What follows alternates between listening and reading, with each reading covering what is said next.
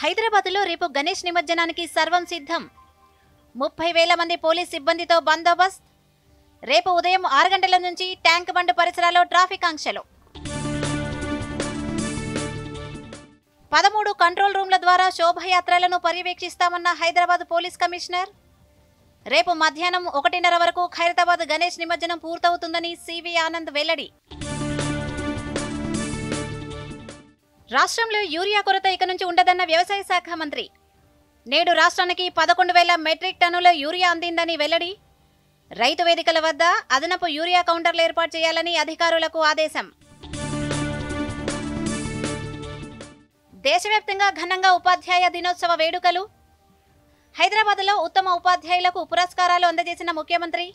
తెలంగాణకు నూతన విద్యా విధానం అవసరం ఉందన్న రేవంత్ రెడ్డి. భక్తి శ్రద్ధలతో ఈద్ మిలాదున్ నబీ పర్వదిన వేడుకలు.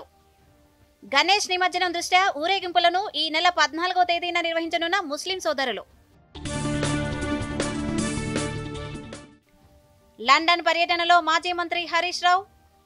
కాళేశ్వరం ప్రాజెక్టుపై రాష్ట్ర ప్రభుత్వం దుష్ప్రచారం చేస్తోందని ఆరోపణ.